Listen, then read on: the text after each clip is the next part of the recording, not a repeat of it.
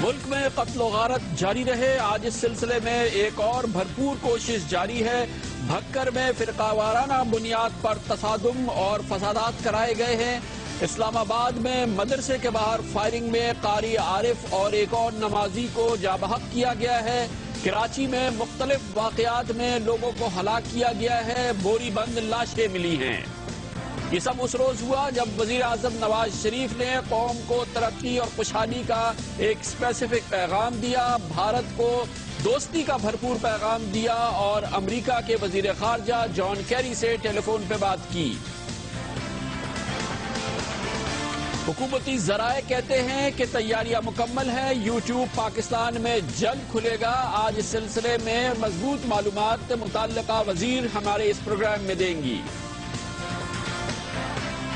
پاکستان کی سب سے بڑی جماعت اب مسلم لیگ نون ہی ہے، دوسری پیپلز پارٹی اور تیسری تحریک انصاف ہے۔ یہ فیصلہ ہوا کل کے ضمنی انتخابات میں۔ کل کے ضمنی انتخابات میں پی پی پی کو کوئی نہیں، تحریک انصاف، مسلم لیگ نون اور جمعیت علماء اسلام کو کئی جھٹکے لگے۔ عمران خان اپنے گھر میاں والی میں اپنے امیدوار کو نہ جتا سکے اور نہ ہی پشاور میں، کوئی تو وجہ ہوگی، وجہ کیا ہو سکتی ہے آج اندازہ لگائیں گے۔ دن بھر کی اہم ترین خبروں، تبصروں اور تجزیوں کے ساتھ آپ دیکھ رہے ہیں پروگرام آج کامران خان کے ساتھ۔ السلام علیکم، میں ہوں کامران خان۔ پاکستان میں آج بھی بھرپور مضموم سازش کے تحت کوشش جاری ہے کہ ملک میں قتل و غارت جاری رہے اور باقاعدہ ایک پیٹرن نظر آ رہا ہے۔ آج بھکر میں، جو کہ فرقہ وارانہ حوالے سے ایک حساس ضلع سمجھا جاتا ہے، وہاں پہ فرقہ وارانہ بنیاد پر فساد ہوا ہے۔ کس انداز میں، کس وجہ سے ہوا، فی الحال اس کا کھوج نہیں ہے، لیکن اس فساد کے نتیجے میں دو گروہ، مذہبی گروہ میں آپس میں فائرنگ کا تبادلہ بھی ہوا اور شدید تشدد دیکھنے میں آیا، جس کے نتیجے میں 6 افراد جاں بحق ہو گئے ہیں۔ پولیس پر بھی حملہ ہوا ہے اور پورا ضلع انتہائی ٹینس بتایا جاتا ہے۔ بھکر میں اس حوالے سے مذہبی منافرت یا مذہبی اختلافات کی ایک طویل تاریخ ہے اور اس ضلع میں یہ واقعہ ہونا اس بات کی نشاندہی کرتا ہے کہ پنجاب کا صوبہ جہاں پر تشدد اور دہشت گردی کے واقعات کم ہوتے ہیں، شاید کوشش یہ ہے کہ پنجاب میں بھی مذہبی منافرت پھیلے اور مذہبی فرقہ وارانہ بنیاد پر فسادات ہو۔ بھکر کا یہ واقعہ ہوا ہے۔ اس واقعے کے تھوڑی دیر بعد ہی اطلاعات آئی کہ دارالحکومت اسلام آباد میں دہشت گردی کا ایک واقعہ ہوا۔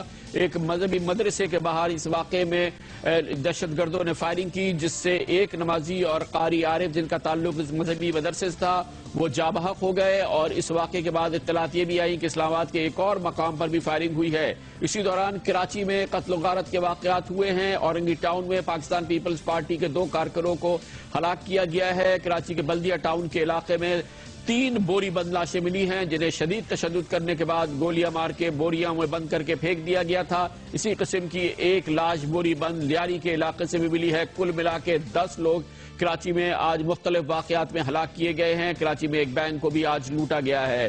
بھکر، اسلام آباد اور کراچی میں تشدد کے واقعات، جن میں تشدد کرانے والے یا ان کی سازش کرانے والوں کا تو جیسے پتہ نہیں چلتا، وہ نہیں پتہ چلا ہے، لیکن واضح طور پہ لگتا ہے کہ پاکستان میں قتل و غارت جاری رہے، اس کے لیے مضموم کوشش ہو رہی ہے۔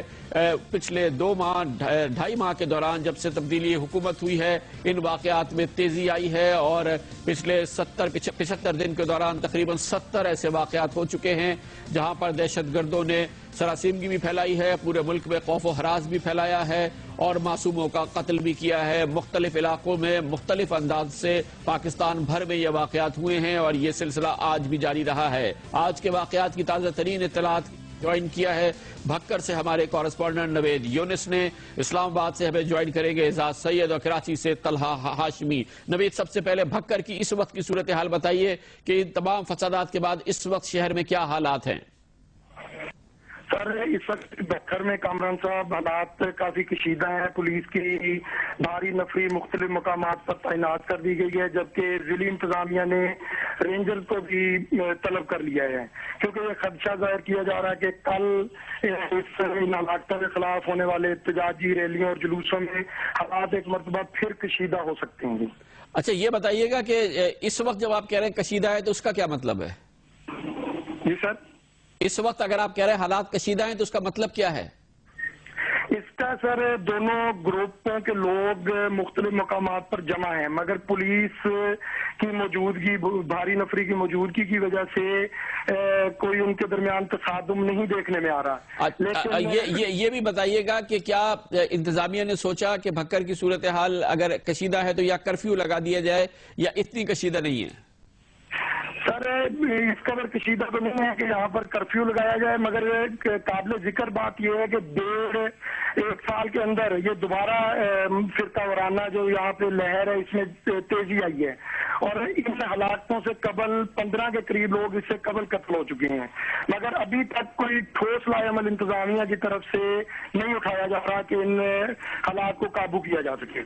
बहुत बहुत शुक्रिया। भक्कर से नवेद यूनिस हमें बता रहे थे हालात कशीदा हैं और मुख्तलिफ फिरकों के लोग अपने अपने इलाकों में इकट्ठा हैं। भारी तादाद में पुलिस और रेंजर्स तैनात है जो कि इस बात को नामुमकिन बनाने की कोशिश कर रही है कि कोई और तसादुम या कोई और फसाद ना हो। इसी दौरान इस्लामाबाद से इत्तलात आई हैं कि वहां पर एक दहशतगर्द हमला हुआ है। इस्लामाबाद के मदरसे के बाहर एक मजहबी मदरसे के बाद फायरिंग में हलाकतें हुई हैं। इस पर बात करने के लिए इस्लामाबाद से हमें ज्वाइन करेंगे एजाज सैयद। एजाज, इस्लामाबाद की इस वक्त क्या कैफियत है, क्या हालात है वहां के? कामरान साहब, ये वो जगह है जहां पर हम खड़े हैं, जहां पर थोड़ी देर पहले ये वाकया हुआ है। इस वक्त शदीद खौफ और हरास पाया जाता है इस सारे इलाके में, और इस्लामाबाद पुलिस के आला हुकाम भी यहाँ पर आए थे। अब से कुछ देर पहले पुलिस की नफरी यहाँ पर मौजूद है और पुलिस को इस बात का खदशा है कि कोई ऐसा ही दोबारा वाकया ना हो जाए। साथ ही साथ F8 में भी एक फायरिंग का वाकया हुआ है, लेकिन उसके बारे में इस बात की तस्दीक हो चुकी है कि उसका किसी मजहबी हवाले से किसी किस्म का कोई ताल्लुक नहीं, वो किसी शख्स की इनफरादी कार्रवाई थी जिसमें एक शख्स जख्मी हुआ है। ताहम यहाँ पर लोग शदीद खौफ का शिकार हैं। मदरसे के जो इंतजामिया है उसकी हिदायत पर मदरसे के तलबा ने जो इस्लामाबाद की मेन एक्सप्रेस हाईवे है उसको ब्लॉक कर दिया है। ताहम इलाके के जो लोग हैं, बिलखसूस मदरसे के जो गिरदोनवा में लोग हैं, बड़ी काफ़ी हैवी आबादी है यहाँ पर, बड़ी थिकली पॉपुलेटेड एरिया है, वो काफ़ी खौफ हिरास का शिकार है। बहुत बहुत शुक्रिया। इस्लामाबाद की ताज़ा तरीन सूरत हाल आपने सुनी एजाज सैयद से। हालात भी कशीदा रहे हैं और आज भी सारा दिन कशीदा रहे हैं। 10 अफराद की हलाकतें हुई हैं, 3 तशद्दुद लाशें मिली बल्दिया टाउन से, 1 तशद्दुद लाश मिली साइट से, 1 तशद्दुद लाश बोरीबंद लाश मिली लियारी से, और पीपल्स पार्टी के 2 कारकुनों को औरंगी टाउन में हलाक कर दिया गया। एक बैंक भी आज लूट लिया गया। आज के वाकयात के बारे में इत्तलात हासिल करते हैं। कराची की सूरत हाल में जो खून की होली खेली गई, ये इसके लिए हमें मालूमात देंगे हमारे सीनियर कॉरेस्पॉन्डेंट तला हाशमी। तला, कराची के वाकयात का एक अहाता कीजिए, और जो सबसे सीरियस वाकयात हैं, ये जो बोरीबंद लाशें मुसलसल मिल रही हैं, इसमें इसका सिलसिला भी आज भी जारी रहा है। कामरान साहब, आज सुबह जो माद बोट है नॉर्दर्न बाईपास के तरफ का इलाका है, यहाँ से 3 लाशें मिली। इनको पहले अगवा किया गया बल्दिया टाउन में जो रेंजर्स का हेडक्वार्टर है उसके करीब से, और फिर इनको तशद्दुद के बाद हलाक करके कत्ल करके इनकी लाशें फेंक दी गई माद बोट में। इस हवाले से जो पुलिस से हमारी बात हुई, उनका कहना है कि ये तीनों इनका क्रिमिनल रिकॉर्ड मौजूद है। ताहम उसके बावजूद जो बोरीबंद लाशें मिलने का सिलसिला है वो जारी है। आज लियारी के इलाके चाकीवाड़ा से भी एक लाश मिली जिसे तशद्दुद के बाद हलाक किया गया। उसके अलावा जो लेबर स्क्वायर है साइड का, वहाँ से भी एक लाश मिली, ये भी जो है तशद्दुद के बाद इस शख्स को हलाक किया गया था। इसके अलावा टारगेटेड जो कार्रवाई की गई वो आज औरंगी टाउन में 5 नंबर के करीब जो थाना है वहाँ पर की गई, जहाँ पर पीपल्स पार्टी के 2 कारकुनान को टारगेट करके कत्ल किया गया। इनके साथ एक जो तीसरा आदमी था वो जख्मी है, अभी भी जिंदगी और मौत की सांसें ले रहा है अस्पताल में। इसके अलावा जो बैंक डकैतियाँ हैं वो भी रुकने का नाम नहीं ले रही। सुपर मार्केट थाने की हदूद में आज एक बैंक डकैती हुई। मुल्ज़िमान 10 से 15 लाख रुपए से ज़ायद की रकम बासानी लेकर चले गए। जो निजी सिक्योरिटी गार्ड था उसका असला ले गए, और वहाँ पर भी पुलिस ने अब तक कार्रवाई ये की है कि वो सिर्फ इसका मुकदमा दर्ज कर रही है, और उनका कहना है कि जो मुल्ज़िमान थे ऐसा लगता है कि माजी में भी वो डकैती में मुलविस रहे हैं। तो ये वो मुल्ज़िमान है जो माजी में भी बैंक डकैती कर चुके हैं और आज फिर उन्होंने एक और कार्रवाई की है। बहुत बहुत शुक्रिया। तला हाशमी हमारे साथ थे। आज की सूरत हाल, कत्ल व गारत जारी रहे, भरपूर कोशिश आज भी जारी रही। आज भक्कर को इन्वॉल्व किया गया है जहां पर हमेशा फिरका वाराना तनाव रहता है। इस्लामाबाद में वाकया हुआ है और कराची में भी वाकयात जारी रहे हैं। आज ही के दिन जनाब नवाज शरीफ ने कौम की हिम्मत बढ़ाई है और आज उन्होंने इस हवाले से पाकिस्तान की किस्मत कैसे बदली जा सकती है एक बार फिर अपने विजन को शेयर किया है। स्पेसिफिक उन्होंने मंसूबे भी बताए हैं और आज ही के दिन अपनी तरजीह अव्वलीन खास तौर पर खारजा पॉलिसी के हवाले से भारत को तनाव के माहौल में दोस्ती का एक और पैगाम दिया है। انہوں نے کہا ہے کہ پاکستان اور بھارت کے حالات میں بہتری آئے، اس سے دونوں ملکوں کے حالات میں بہتری آئے گی۔ اس کے بارے میں آپ کو بتاتے ہیں کمرشل بریک کے بعد۔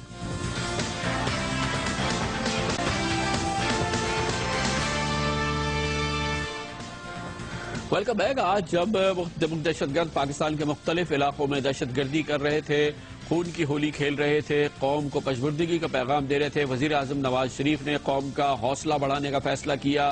آج کا دن انہوں نے صرف کیا اپنے قومی اور بین الاقوامی پروگرامز کو آگے بڑھانے کے لیے، اور اس سلسلے میں انہوں نے کئی پیغامات دیے، قوم کو بھی پیغامات دیے کہ ترقی اور خوشحالی پاکستان کی منتظر ہے۔ اس سلسلے میں ان کے پاس ٹھوس پروگرام ہے اور پاکستان کے مسائل حل ہوں، اس کے لیے بنیادی ضرورت اس بات کی ہے کہ پاکستان اور بھارت کے درمیان تمام معاملات پرامن اور پروقار طریقے سے حل ہوں۔ یہ ہمیشہ سے جناب نواز شریف کی اولین ترجیح رہی ہے، اور اس سلسلے میں بھی آج انہوں نے ایک بہت ٹھوس پیغام بھارت کو بھیجا۔ اس سے پہلے کل انہوں نے کابینہ کی دفاعی رابطہ کمیٹی کے اجلاس میں بھی کہا تھا کہ مکمل اور بھرپور کوشش کی جائے کہ لائن آف کنٹرول پہ جاری تناؤ کو ختم کیا جائے، اور لائن آف کنٹرول کی جو حیثیت ہے اس کو اسی حیثیت میں تسلیم کیا جائے جیسے پچھلے 10 سالوں میں تسلیم کیا گیا ہے۔ ٹینشن کی ہر بات کو ختم کیا جائے اور مذاکرات کیے جائیں۔ اس سلسلے میں جناب نواز شریف ہمیشہ سے کہتے رہے ہیں کہ پاکستان کے اندرونی، پاکستان کے معاشی اور پاکستان کے بین الاقوامی مسائل کا حل یہی ہے کہ پاکستان کے اپنے ہمسایہ ملکوں کے ساتھ بہترین تعلقات ہوں۔ اس سلسلے میں ایک بڑی پیش رفت ہونے والی ہے جب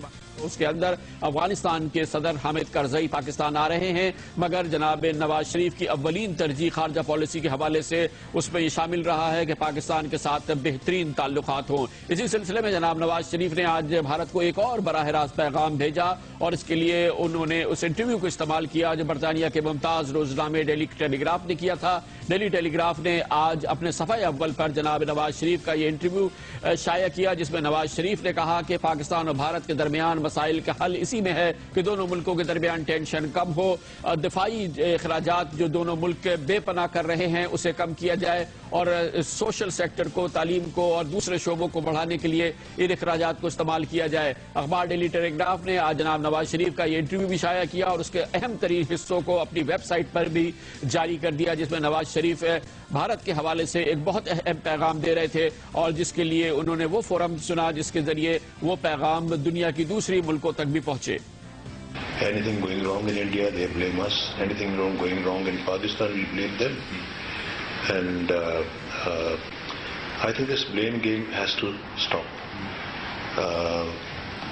This is what we've witnessed in the past. This is what, again, I'm unfortunately witnessing today on the line of control. And I think this must come to an end. The money wasted in defense should have gone into social sectors, should have gone into education, should have gone into health care. I hope that both countries realize these mistakes that we've made, and I think the main objective of making peace with each other is to get rid of all that. دونوں ملکوں کو اب یہ ضرور یاد رکھنا ہوگا کہ بلا وجہ کے رقوم خرچ ہو رہی ہیں، بلا وجہ کے اخراجات کر رہے ہیں ہم دفاع کی تیاری میں، ہم ان اخراجات کو اسکولوں کے لیے، اسپتالوں کے لیے، سوشل سیکٹر کی ڈیولپمنٹ کے لیے کیوں نہیں استعمال کرتے۔ دونوں ملکوں کے لیے وقت ہے کہ اب اس روش کو چھوڑیں اور ترقی کی شاہراہ پر چلیں۔ جناب نواز شریف کا یہ بھرپور پیغام تھا بھارت کے لیے، جس کے وزیر اعظم ڈاکٹر منموہن سنگھ کے ساتھ ان کی آئندہ ماہ ملاقات کی توقع ہے۔ نیو یارک میں حالیہ واقعات کی وجہ سے اس حوالے سے شکوک پیدا ہوئے ہیں، مگر ماہرین کہتے ہیں کہ یہ عین ممکن ہے کہ اب بھی یہ ملاقات پروگرام کے مطابق آئندہ ماہ ہو، اور ڈاکٹر منموہن سنگھ اور جناب وزیر اعظم نواز شریف نیو یارک میں اقوام متحدہ کے اجلاس کے موقع پر ملاقات کریں۔ اسی دوران امریکی وزیر خارجہ جان کیری نے آج جناب نواز شریف کو ٹیلی فون کیا اور پاکستان اور بھارت کے درمیان جاری ٹینشن کے حوالے سے ان کی کوششوں کو سراہا، اور اس بات کی اہمیت کو زور دیا کہ دونوں ملکوں کی فلاح اور ترقی اسی میں ہے کہ دونوں ممالک اپنے اختلافات کو دور کریں اور ترقی کی شاہراہ پر آگے بنیں۔ اسی دوران جان کیری نے کہا کہ امریکہ کے صدر باراک اوباما منتظر ہیں کہ جناب نواز شریف آئندہ ماہ جب امریکہ آئیں نیو یارک میں اقوام متحدہ کے اجلاس میں شرکت کے لیے، تو ان کی ایک ملاقات امریکہ کے صدر باراک اوباما کے ساتھ بھی ہو اور امریکی قیادت کے دوسرے اہم رہنماؤں کے ساتھ بھی جناب نواز شریف کی ملاقات ہو۔ یہ پیغام آج امریکہ کی جانب سے وزیر خارجہ جان کیری نے جناب نواز شریف کو ایک ٹیلی فون میں دیا۔ اسی دوران جناب نواز شریف قوم سے بھی مخاطب ہوئے میڈیا کے ذریعے، اور انہوں نے کہا کہ ان کے پاس ٹھوس پروگرام ہیں پاکستان کو ترقی کی شاہراہ لانے کے لیے، اور اس کے لیے انہوں نے کہا کہ وہ منصوبے جو جو کہ پاکستان کی قسمت بدل سکتے ہیں وہ بہرحال سامنے آنے چاہیے، اور ان میں سے چند کا ذکر انہوں نے آج اپنی اس میڈیا ٹاک میں کیا۔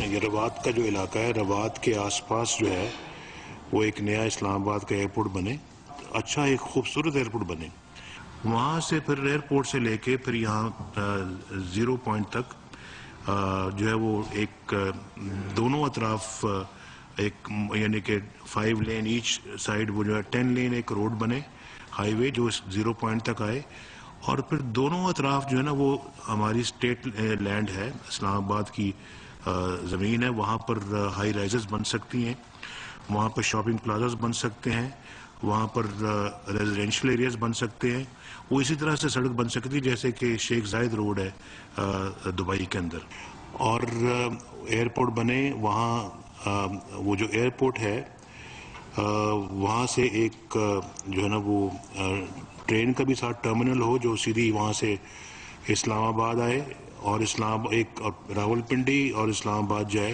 ہم نے چائنا کے ساتھ کراچی کی ایک انڈر گراؤنڈ میٹرو کی بھی بات کی ہے، لاہور کی بھی انڈر گراؤنڈ میٹرو کی بات کی ہے، جس میں جو ہے وہ چائنیز نے کافی اس پہ آمادگی کا اظہار کیا ہے۔ کراچی سے حیدرآباد کو بھی موٹر وے وہاں پر بھی بنائے، اور اس میں بڑا پوٹینشل ہے، اور یہ کراچی حیدرآباد جو ہے یہ پرائیویٹ سیکٹر بھی اس کو ٹیک اپ کرنے کے لیے تیار ہوگی۔ جناب نواز شریف کی آج کی اسی میڈیا ٹاک کا ایک بہت اہم موضوع گوادر کی حیثیت کے حوالے سے تھا۔ گوادر پورٹ کے حوالے سے جناب نواز شریف کا کہنا یہ تھا کہ پاکستان کی حالات بدلنے کے لیے، پاکستان کی معاشی صورتحال بدلنے کے لیے گوادر کو ایک فری پورٹ کا درجہ بھی دیا جا سکتا ہے، اسے ایک خصوصی درجہ بھی دیا جا سکتا ہے، اور اس سلسلے میں جو ان کا ویژن ہے، جو ان کے خیالات ہیں، اس کا انہوں نے بہت ہی مضبوط انداز میں اظہار بھی کیا۔ گوادر کی جو لوکیشن جو ہے وہ ایک بہت اہمیت کی حامل ہے، اور وہاں پورا پوٹینشل ہے گوادر کے اندر کہ وہ ایک فری پورٹ بن سکے دنیا کے اندر، اور اس کی آپ دیکھیں کہ جو اس کی لوکیشن ہے وہ گلف کی جو اندر گلف کے اندر جا کے جو باقی پورٹس ہیں ان سے کہیں بہتر ہے یہ، اور جو شپس جو جاتے ہیں یہاں سے ویسٹ باؤنڈ ہوتے ہیں، چاہے وہ ایسٹ کی طرف سے آ رہے ہوں، تو ان کو گوادر بہت سوٹ کرتا ہے۔ تو گوادر اگر ہم اپنا ایک جو کہتے ہیں فری پورٹ میں اگر اس کو ڈیولپ کریں تو بہت پوٹینشل ہے، اور میرا تو یہ خیال ہے کہ گوادر کو ہم ایک اسپیشل اسٹیٹس دے سکتے ہیں، جہاں کے اسپیشل رولز اور اسپیشل ریگولیشنز جو ہیں گوادر کے جو ہیں وہ بنائے جا سکتے ہیں ہمارے عام رول سے ہٹ کے۔ کوئی تو ہے جو نہیں چاہتا کہ پاکستانی اور پاکستان کی قیادت جو یہ خواب دیکھ رہی ہے وہ کسی صورت میں تعمیل نہ ہو، اس پر عمل نہ ہو۔ یہی وجہ ہے کہ وہ خون کی ہولی جو روزانہ کھیلی جاتی ہے آج بھی بہت ہی گھمبیر انداز میں کھیلی گئی بھکر میں، اسلام آباد میں اور کراچی میں۔ لیتے ہیں کمرشل بریک، اور اس کے بعد ذکر کریں گے حکومت نے کہا ہے، اب حکومتی وزیر ہم سے بات کریں گے اس پروگرام میں۔ وقفے کے بعد یوٹیوب پاکستان میں کب کھلے گا، اس سلسلے میں ان کے پاس ٹھوس، مضبوط اور ایک اچھی معلومات ہے جو آپ کے ساتھ شیئر کریں گی کمرشل بریک کے بعد۔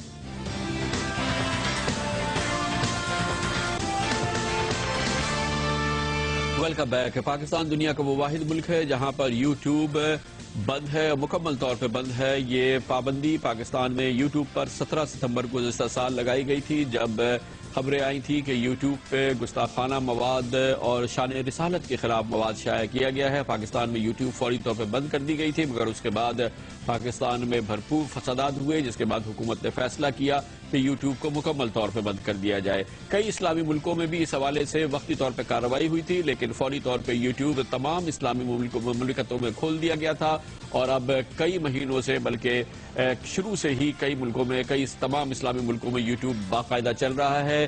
تعلیم کے فروغ کے حوالے سے اور دوسرے پازیٹیو حوالوں سے یوٹیوب ایک بہت بڑا ذریعہ ہے، اور جس میں اسلام کی ترویج اور اسلام کا شاندار پیغام بھی شامل ہے، جو یوٹیوب کے ذریعے کروڑوں لوگوں تک، دنیا کے لوگوں تک پہنچتا ہے، جن میں غیر مسلموں کی اکثریت بھی شامل ہے۔ پاکستان میں یوٹیوب کی پابندی کے بعد سول سوسائٹی میں پاکستان کے طالب علموں نے، عام عوام نے اس پہ شدید احتجاج کیا تھا، اور حکومت سے کہا تھا کہ اب کیونکہ احتجاج ریکارڈ سے کرایا جا چکا ہے، اب یوٹیوب پر مکمل پابندی کسی صورت میں بھی ایسی چیز عمل نہیں ہے جس پر برقرار رکھا جائے، لیکن یہ ضرور اصرار تھا کہ فلٹرز ایسے لگائے جائے جس میں کہ مخرب اخلاق یا گستاخانہ مواد یا مذہبی حوالے سے کوئی گستاخانہ مواد یوٹیوب پہ نظر نہ آئے، اور اس سلسلے میں ملکی سطح پر ضرور کوئی انتظام کرنا چاہیے، جس کے لیے کوششیں جاری تھی، مگر جس طرح سے بیوروکریسی کام کرتی ہے اسی انداز میں یوٹیوب پر پابندی اب تقریباً 1 سال ہونے کو آیا ہے، جاری ہے۔ لیکن اب نئی حکومت کے آنے کے بعد اس سلسلے میں تبدیلی بھی آئی ہے، کاوش بھی ہوئی ہے، اور اس کاوش کے نتیجے میں اطلاعات کے مطابق تیاریاں مکمل ہیں اور بہت جلد پاکستان میں یوٹیوب کھولا جا سکتا ہے۔ اس حوالے سے تیاریاں کیا ہیں اور کس حد تک یہ کام مکمل ہو گیا ہے، یہ ہمیں بتائیں گی انفارمیشن ٹیکنالوجی کی وفاقی وزیر مملکت محترمہ انوشا رحمان۔ بہت بہت شکریہ منسٹر صاحبہ۔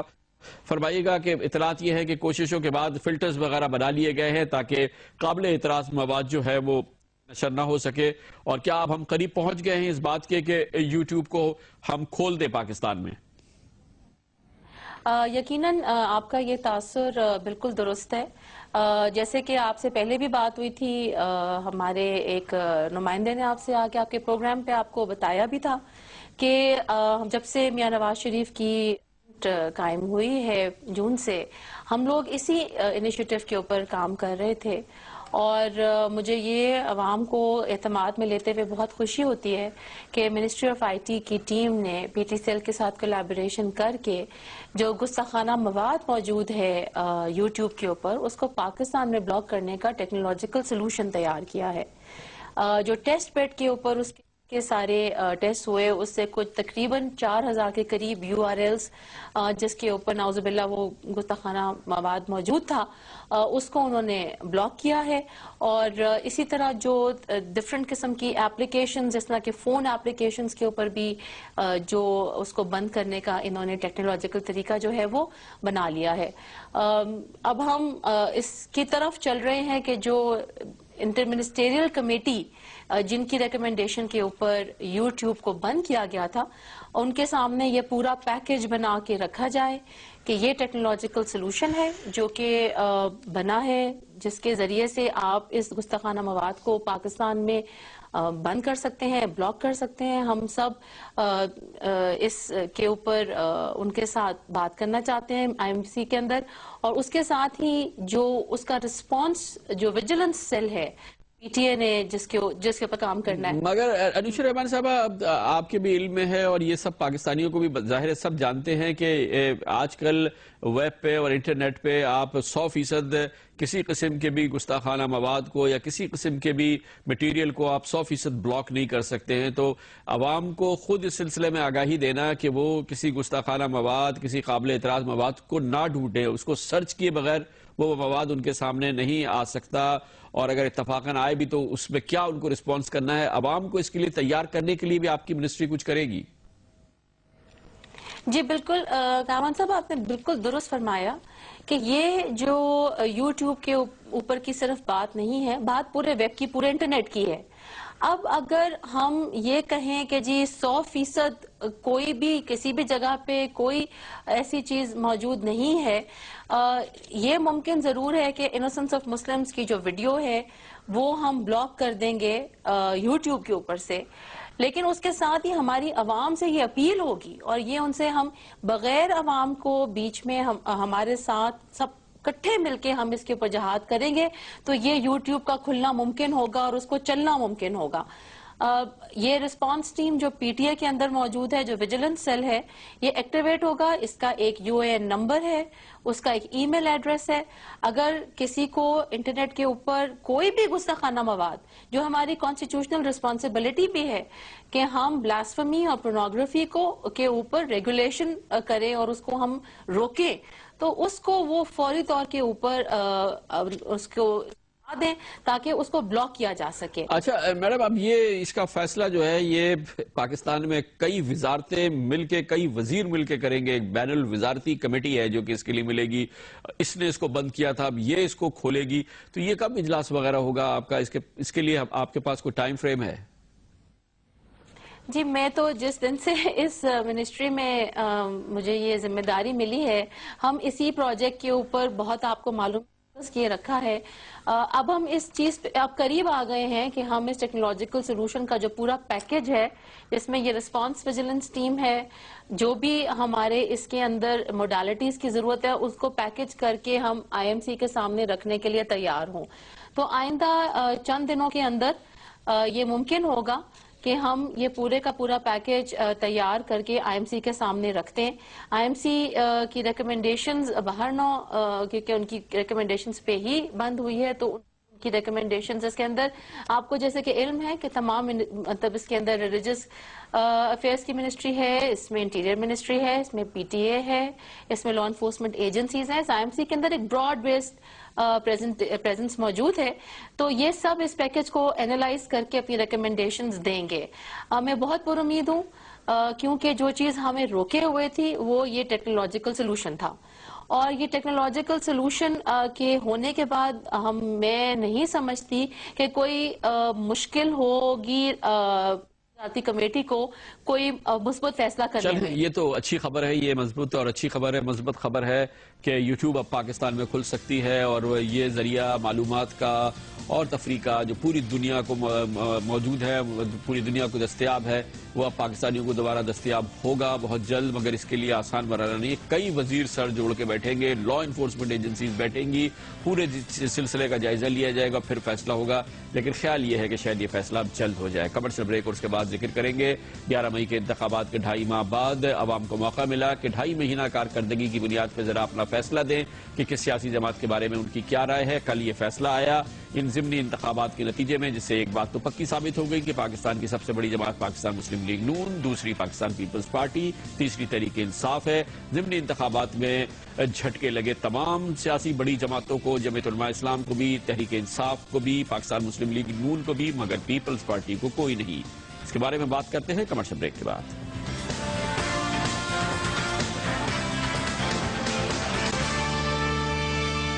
Welcome back. کل ہونے والے ضمنی انتخابات کی اہمیت صرف اس حوالے سے تو ضرور بہت تھی کہ یہ پاکستان کی تاریخ کے سب سے بڑے ضمنی انتخابات تھے, مگر اس کے اثرات پاکستان کی پارلیمنٹ میں کچھ پڑیں گے اس کا امکان نہیں تھا, اور ایسا ہی ہوا ہے. مگر اس حوالے سے یہ ضمنی انتخابات بہت اہم ہیں. یہ بڑا دلچسپ مرحلہ تھا یہ دیکھنے کے لیے کہ عوام کی سوچ پچھلے 2.5 مہینوں کے دوران, یعنی کہ 11 مئی سے لے کے اب تک کتنی تبدیل ہوئی ہے, اور اسے جانچنے کا یہ ایک بہترین موقع سامنے بھی آیا. اور اس کے ساتھ ہی یہ مرحلہ بھی عبور ہو گیا, اور جس کے ذریعے یہ پتہ چل گیا کہ پاکستان میں کون سی سیاسی جماعت کہاں کھڑی ہے. انتخابی عمل جو ہے وہ کل مکمل ہو گیا ہے, جس کے بعد صورتحال یہ ہے کہ پاکستان مسلم لیگ نون پاکستان کی بہت بڑی سیاسی جماعت ہے, بلکہ کہیں بڑی سیاسی جماعت ہے, کیونکہ دوسرے نمبر کی سیاسی جماعت پاکستان پیپلز پارٹی ہے, اور پارلیمنٹ میں دونوں کے درمیان جو فرق ہے وہ بہت زیادہ ہے. تازہ ترین صورتحال کے مطابق قومی اسمبلی میں اب مسلم لیگ نون کی کل 5 نشستیں مزید جیتنے کے بعد 189 نشستیں ہو گئی ہیں. پاکستان پیپلز پارٹی دوسری بڑی سیاسی جماعت ہے جس کی 41 نشستیں تھی, 3 انہوں نے اور حاصل کری کل, اب ان کی 44 ہو گئی ہیں. یعنی 189 مسلم لیگ نون اور پاکستان پیپلز پارٹی دوسرے نمبر پر صرف 44 نشستوں کے ساتھ ہے. تیسرے نمبر پر ہے پاکستان کی بڑی سیاسی جماعت تحریک انصاف, جس سے 30 نشستیں حاصل تھی, 2 نشستیں اسے حاصل اور ہو گئی ہیں, 32 ہو گئی ہیں. اور اندازوں کے مطابق 2 قومی اسمبلی کے نتائج, یعنی کہ نوشہرہ اور لکی مروت, جو اس کی صورتحال ہے, چند پولنگ اسٹیشنز پہ نتائج روکے گئے ہیں. وہ نتائج آ بھی جاتے ہیں تو غالب امکان یہی ہے کہ تحریک انصاف کی دونوں قومی اسمبلی کی نشستیں جیت جائے گی, جس کے بعد قومی اسمبلی میں اس کی 34 نشستیں ہو جائیں گی. تیسرے نمبر پر یہ جماعت آ جائے گی. ایم کیو ایم کی 23 نشستیں تھی, اس میں ایک اور اضافہ ہو گیا ہے قومی اسمبلی میں, اب ان کی 24 نشستیں ہو گئی ہیں. جمعیت علماء اسلام کی 23 نشستیں رہی. اس طرح سے چوتھے نمبر پر پاکستان میں متحدہ قومی موومنٹ آ گئی ہے, اور 5ویں نمبر پر جمعیت علماء اسلام. پنجاب اسمبلی میں پاکستان مسلم لیگ نون کا غلبہ اب غلبہ ترین بنا نظر آتا ہے. 303 نشستیں تھی, مزید 11 آ گئی ہیں, جس کے بعد 314 ہو گئی ہیں. تحریک انصاف دوسرے نمبر پر ہے, پنجاب میں 26 نشستیں تھی, 2 اور آئی, اور اب 28 نشستیں ان کی ہو گئی ہیں. ہیں. 314 پہ پہلی جماعت مسلم لیگ نون اور 28 پہ تحریک انصاف دوسری جماعت اور پاکستان پیپلز پارٹی. صرف 6 نشستیں تھیں, 2 اور مل گئی ہیں, اب 8 ہو گئی ہیں. سندھ اسمبلی میں پاکستان پیپلز پارٹی کے پاس واضح اکثریت ہے, 90 نشستیں تھیں, 1 اور آ گئی ہے, 91 ہو گئی ہیں. ایم کیو ایم کے پاس 48 تھی مگر 3 اضافے کے ساتھ اب وہ 51 نشستوں پر بیٹھے ہیں. مسلم لیگ نون کے پاس 6 تھی, 6 رہ گئی ہیں. تحریک انصاف کے پاس 4 تھی, 4 ہی ہیں. خیبر پختونخوا کی صورتحال یہ ہے کہ مسلم لیگ نون نے کوئی مزید نشست حاصل نہیں کی, اس لیے 16 کی 16 ہیں. تحریک انصاف کی 45, جمعیت علماء اسلام کی 1 اضافہ ہوا ہے 15. پاکستان پیپلز پارٹی کی صرف 4 نشستیں تھی, وہ اپنی جگہ برقرار ہیں. مسلم لیگ نون کو بلوچستان میں مزید تقویت حاصل ہوئی ہے, 2 اور نشستیں کل اس نے حاصل کی, اس کے بعد اس کی نشستیں 19 ہو گئی. سب سے بڑی جماعت بھی ہے. جمعیت علماء اسلام کی وہاں پہ 8 نشستیں ہیں. مگر کل کے ضمنی انتخابات کی سب سے بڑی اہمیت یہ تھی کہ بہت اہم سیاسی شخصیات کو, سیاسی جماعتوں کو کچھ جھٹکے بھی لگے اور کچھ جھٹکے ایسے لگے جنہوں نے لوگوں کو ششدر بھی کر دیا. اگر سائز کے لحاظ سے اور حجم کے لحاظ سے دیکھا جائے تو سب سے بڑا جھٹکا تحریک انصاف کے سربراہ عمران خان کو لگا, جنہوں نے 2 نشستیں خالی کی تھی, پشاور کی قومی اسمبلی کی اور اپنے آبائی ضلع میاں والی کی قومی اسمبلی کی نشست. دونوں نشستوں پر عمران خان نے اپنے امیدوار کھڑے کیے تھے, دونوں کو شکست فاش ہوئی. پشاور میں ان کے امیدوار کو ایک بڑے مارجن سے غلام احمد بلور عوامی نیشنل پارٹی نے شکست دی اور ان کے گھر میاں والی میں ان کے امیدوار کو پاکستان مسلم لیگ نون کے عبید اللہ شادی خیل نے ایک بہت بڑے مارجن سے شکست دی. جناب عمران خان کو پشاور میں 11 مئی کو 90,434 ووٹ ملے تھے, جبکہ ان کے حامی امیدوار کو اس انتخابات میں تقریباً 30,000 ووٹ ملے. میاں والی میں جناب عمران خان کو 1,32,283 ووٹ ملے تھے, لیکن اس دفعہ ان کا امیدوار تقریباً 60,000 ووٹ حاصل کر سکا, جبکہ ان کے مد مقابل مسلم لیگ نون کے عبید اللہ شادی خیل نے 95,210 ووٹ حاصل کیے. بہت بڑا مقابلہ تھا, اسی لیے کہا جا رہا ہے کہ بہت بڑا جھٹکا ہے. اور یہ کتنا بڑا جھٹکا ہے اس حوالے سے عمران خان نے پہلے ہی بتا دیا تھا کہ ان کے لیے یہ مارکے, خاص طور پہ میاں والی میں ان کا انتخاب, اس کی کتنی بڑی اہمیت ہے. کہتا ہوں کہ پوری جان مارنا 22 اگست کو انشاءاللہ. آپ نے میرے لیے جان مارنی ہے, اس لیے کہ یہ میری عزت ذلت کا سوال ہے, کیونکہ یہ آپ نے یاد رکھیں سارے پاکستان میں آج جو تحریک انصاف پھیل رہی ہے اور سب سے تیزی سے پھیل رہی ہے, اس کا آغاز میاں والی سے ہوا تھا, ادھر سے ہوا تھا, 71 سے ہوا تھا. اور میں یہ امید رکھتا ہوں کہ آپ ہمارے ساتھ کھڑے ہوں گے. یہ عزت کا سوال ہے اور عزت کا سوال عمران خان کل نہ جیت سکے, وہ یہ سوال ہار گئے. آخر اس کی وجہ کیا ہوئی؟ میاں والی جاتے ہیں جہاں پر موجود ہیں ہمارے کورسپونڈنٹ زبیر ہاشمی. زبیر, کیا ہوا یہ عمران خان کو میاں والی میں اپنے گھر میں جہاں پہ انہوں نے 1.25 لاکھ سے زائد ووٹ حاصل کیے تھے, ان کے امیدوار کو اتنی بڑی شکست ہوئی ہے, کیا ہوا کیا ہے میاں والی میں؟ جی کامران خان صاحب, یہ پی ٹی آئی کے لیے اور عمران خان کے لیے ایک بہت بڑا دھچکا ہے کہ وہ آبائی نشست میاں والی کی اپنے ہاتھوں سے گنوا بیٹھے ہیں. جب اس کا جائزہ لیا جائے کہ اس کی کیا وجوہات ہیں, تو اس میں ایک تو یہ ہے کہ پی ٹی آئی کے اندر اندرونی طور پر اختلافات پیدا ہو چکے تھے. جب عمران خان جو بار بار یہ کہتے تھے کہ عمران خان میاں والی کا ہے اور میاں والی عمران خان کا ہے, تو لوگوں کے دلوں میں یہ احساس پیدا ہو چکا تھا کہ عمران خان کبھی میاں والی نہیں چھوڑے گا. تو جب عمران خان نے میاں والی چھوڑ دیا اور پھر اس کے بعد یہ لوگوں کے دلوں میں ایک خیال پیدا ہوا کہ عمران خان نے میاں والی سے وفا نہیں کی, یہ نعرہ بلند ہونے لگا. اس کی وجہ سے لوگوں کے دلوں میں تھوڑی سی نفرت پیدا ہونے لگی. اس کے بعد جب عمران خان کی چھوڑی نشست پر عائلہ ملک کو امیدوار نامزد کیا گیا, تو اس کے بعد عائلہ ملک نااہل قرار دے دی گئی ایف اے کی سند جیلی ہونے کے باعث. تو اس کے بعد لوگوں میں اور زیادہ جو ہے نفرت پیدا ہونے لگی. تیسری بات جو ہے کہ پھر دوبارہ جب نیا امیدوار جو کورنگ کینڈیڈیٹ عائلہ ملک کا, اس کو ٹکٹ دیا گیا, وہ بھی اسی خاندان کا تھا, نواب آف کالاباغ خاندان کا, تو لوگوں میں پھر زیادہ پریشانی ہوئی. بہت بہت شکریہ. زبیر ہاشمی ہمیں بتا رہے تھے کہ عمران خان اپنے گھر میاں والی میں اپنے امیدوار کو کیوں نہیں جتا پائے اور انہیں کیوں یہ سیاسی جھٹکا سہنا پڑا. کچھ جھٹکے سہے ہیں۔ پاکستان مسلم لیگ نون نے بھی، جو پاکستان کی سب سے بڑی سیاسی جماعت ہے اور اپنے صوبے پنجاب میں ہی اور جنوبی پنجاب میں اسے سب سے زیادہ پریشانی کا سامنا کرنا پڑا ہے، سب سے زیادہ پی 247 راجن پور میں، جہاں پر جناب شہباز شریف کی خالی کردہ نشست کو مسلم لیگ نون اس کا دفاع نہیں کر سکی، اور کل سردار رضا خان دریشک تحریک انصاف کے یہ انتخاب جیت گئے، جنہوں نے 46,239 ووٹ حاصل کرے۔ ہر لحاظ سے یہ پاکستان مسلم لیگ نون کے لیے ایک جھٹکا تھا۔ اسی قسم کا جھٹکا جنوبی پنجاب میں ڈیرہ غازی خان میں بھی آیا، جب پاکستان مسلم لیگ نون کے انتہائی اہم سینئر رہنما سردار ذوالفقار خان کھوسو کی خالی کردہ نشست کا دفاع مسلم لیگ نون نہیں کر سکی، اور یہاں پر بھی تحریک انصاف نے مسلم لیگ نون کو ہرا دیا، جب انور علی خان دریشک 23,099 ووٹ لے کے جیت گئے۔ یہ بھی پاکستان مسلم لیگ نون کے لیے جنوبی پنجاب میں ایک جھٹکے کا ہی حصہ لگتا ہے۔ اس کے علاوہ 177 مظفر گڑھ کا بھی معاملہ ہے، گو کہ یہاں جمشید دستی جیتے تھے۔ جمشید دستی نے یہ نشست خالی کی، اپنے بھائی جاوید دستی کو کھڑا کیا۔ مسلم لیگ نون نے اپنا امیدوار نہیں کھڑا کیا اور جاوید دستی کی حمایت کری، مگر جمشید دستی اور مسلم لیگ نون بھی جاوید دستی کو نہیں جتا سکی، اور پاکستان پیپلز پارٹی کے غلام ربانی کھر یہ مقابلہ جیت گئے۔ اس لحاظ سے یہ سیاسی جھٹکا تھا مسلم لیگ نون کے لیے ایک اور تیسرا جھٹکا پنجاب میں، اور ایک اور جھٹکا تھا پی 193 اکاڑا، جہاں پر پاکستان مسلم لیگ نون کے ٹکٹ پہ محمد معین وٹو جیتے تھے۔ انہوں نے نشست خالی کری، مگر محمد معین وٹو کی خالی کردہ نشست پاکستان مسلم لیگ نون اس کا دفاع نہیں کر سکی، اور کل پاکستان پیپلز پارٹی کے میاں خرم جہانگیر وٹو یہ الیکشن جیت گئے۔ اس طرح سے 4 جھٹکے مسلم لیگ نون کو بھی لگے پنجاب کے اندر۔ جمعیت علماء اسلام کے لیے مسائل تھے، خود صوبہ خیبر پختونخوا میں جہاں پر اس کی کارکردگی کافی بہتر رہی تھی، اطلاعات کے مطابق وہ پولنگ سٹیشنز جس کے نتائج نہیں آئے ہیں، خاص طور پر لکی مروت کے چند پولنگ سٹیشن، وہاں پہ تحریک انصاف کے امیدوار امیر اللہ گنڈاپور بواضح برتری حاصل کر چکے ہیں، وہ یقینی طور پر یہ مقابلہ جیت جائیں گے۔ اسی طرح سے قومی اسمبلی کی نشست 13 ضوابط 11 میں تحریک انصاف کے اسد قیصر نے، جنہوں نے کہ یہ نشست خالی کی تھی، اب ایک بار پھر تحریک انصاف ہی اس نشست پر آگے ہے، اور یہاں جمعیت علماء اسلام فضل الرحمان کے سربراہ مولانا فضل الرحمان کے بھائی یہ الیکشن ہار رہے ہیں۔ مولانا فضل الرحمان کی نشست کا بھی دفاع JUI نہیں کر سکی ہے۔ جمعیت علماء اسلام کے ساتھ خیبر پختونخوا میں کیا معاملہ ہوا، یہ جاننے کے لیے پشاور جاتے ہیں، جہاں پر موجود ہیں ممتاز سینئر صحافی جناب رحیم اللہ یوسفزئی۔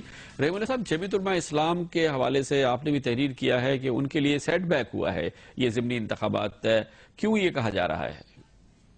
خیبر پختونخوا میں ان کو کافی امیدیں تھیں کہ اس بار JUIF کو کامیابی حاصل ہوگی، اور انہوں نے اسی لیے یہاں پر ANP اور پیپلز پارٹی سے انتخابی اتحاد کیا تھا، کچھ سیٹ ایڈجسٹمنٹ کی تھی، اور حالانکہ یہ جو جماعتیں ہیں یہ مختلف نظریات کی ہیں، اور 2 جماعتیں تو پیپلز پارٹی اور ANP سیکولر آپ سمجھ لیں، کامپرس بھی ہے ANP، اور ان میں ہمیشہ اختلافات رہے، لیکن ابھی انہوں نے انتخابی اتحاد اس لیے کیا کہ ایک تو ان کو پاکستان تحریک انصاف کا خوف تھا، اس سے پہلے ہی 11 مئی کو شکست کھا چکے تھے۔ دوسری بات یہ کہ کچھ نشستیں حاصل کرنے کے لیے انہوں نے اپنے نظریات کو پیچھے رکھ کر یہ انتخابی اتحاد کیا، لیکن اس سے بھی ان کو کوئی بڑی کامیابی حاصل نہیں ہوئی۔ JUIF کو بڑا دھچکا لگا ہے لکی مروت میں، انہیں 27 کی جو نشست ہے یہ مولانا فضل الرحمان نے بہت بڑی اکثریت سے حاصل کی تھی، تقریباً ان کو 29,000 ووٹوں کی برتری حاصل تھی، سلیم سیف اللہ خان کو ہرایا تھا، اور آپ دیکھیں کہ اب ان کے چھوٹے بھائی مولانا عطاء الرحمان یہ نشست ہار رہے ہیں۔ اس نشست کا نتیجے کا اعلان نہیں ہوا، اس لیے کہ وہاں پہ خواتین کے کچھ پولنگ اسٹیشن کے اوپر ووٹ نہیں ڈالے گئے، لیکن جو وہاں تحریک انصاف کے امیدوار ہیں کرنل ریٹائرڈ امیر اللہ خان مروت، ان کو 6,814 ووٹوں کی برتری حاصل ہے، جو کہ ابھی JUIF کے امیدوار پوری نہیں کر سکتے۔